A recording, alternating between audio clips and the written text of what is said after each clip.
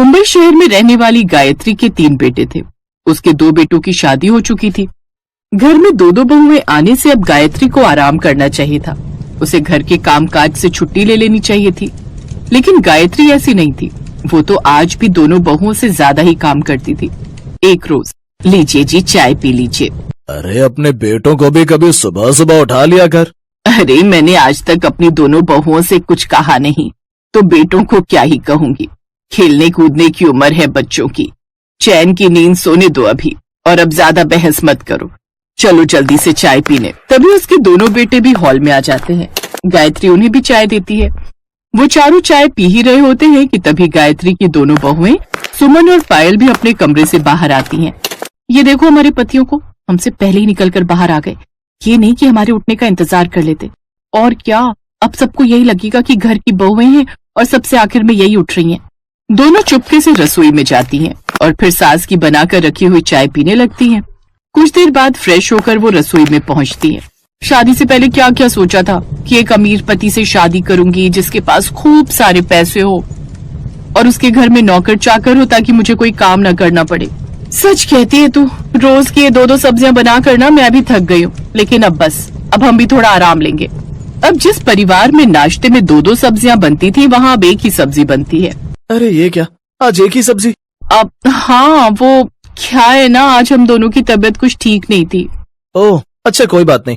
अगर तबीयत ठीक नहीं थी तो पहले कह देती, हम बाहर से खाना मंगवा लेते। अरे लेकिन माँ जी और बाबूजी बाहर का खाते नहीं है ना। चूल्हा तो हमें फिर भी जलाना ही था। हमें क्या, हमें तो काम करना ही है। इस तरह से अब दोनों बहुएं काम से बचने का तरीका ढूंढने लगती हैं। उधर बेचारी गायत्री कपड़े धोकर बाल्टी में रख देती है और अपनी बड़ी बहू सुमन से कहती है, बड़ी बहू कपड़े धोकर रख दिए हैं, जा इन्हें जाकर छत पर सुखा।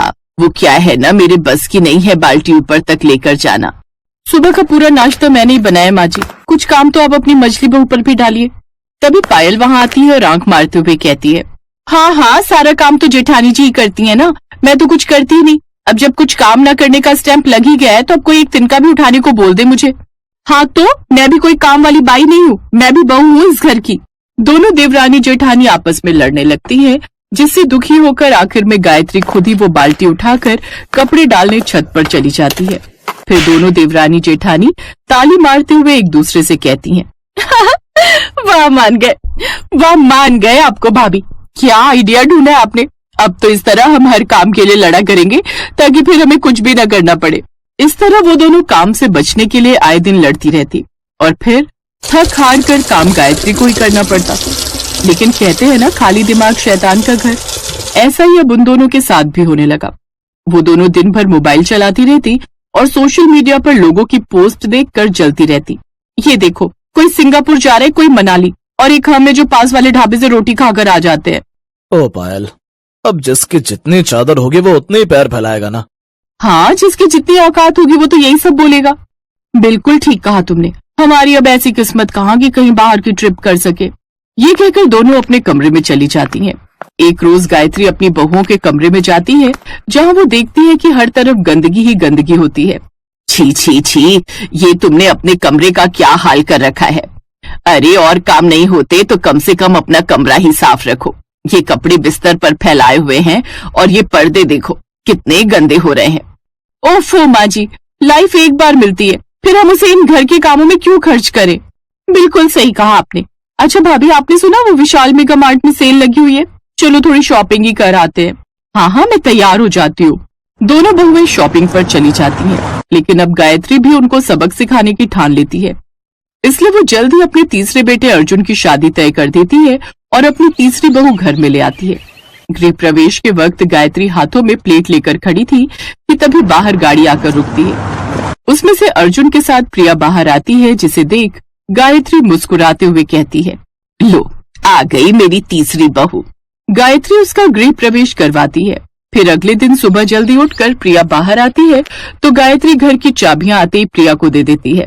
अब इस घर को तू अपने तरीके से चला, क्योंकि इस घर की बड़ी बहुओं को तो कोई चिंता है नहीं। ये रख चाबियां। माँ जी, ये अब कुछ ज्यादा नहीं हो रहा? इस घर की चाबियां आते ही आपने तीसरी बहू को दे दी। हाँ तो अब तुम दोनों को फर्क नहीं पड़ता ना इस घर की जिम्मेदारियों से, तो अब मैं इसे ही कहूंगी। आप चिंता मत कीजिए माँ जी, मैं अब अच्छे से इस घर की सारी जिम्मेदारियां संभालूंगी। अब प्रिया उन सब के साथ वैसे ही करने लगती है। वो सुबह जल्दी उठकर घर के काम निपटा देती और अपने सास ससुर की खूब सेवा करती, जिससे गायत्री भी जानबूझकर कुछ भी तोहफा होता तो अपनी छोटी बहू को ही देती और सब जगह उसकी अच्छाई करती। अब घर में भी हर कोई सबसे छोटी बहू को ही पूछते, जिससे अब दोनों बड़ी बहुओं की अहमियत घर में कम होने लगी, जिससे अब दोनों को अपनी गलती का पछतावा होने लगा। अब वो दोनों भी सुबह जल्दी उठकर घर के हर काम बराबर करने लगी, साथ ही सबके साथ प्यार से रहने लगी। ये देख अब गायत्री को भी अच्छा लगा। अब वो सब एक साथ खुशी खुशी रहने लगे।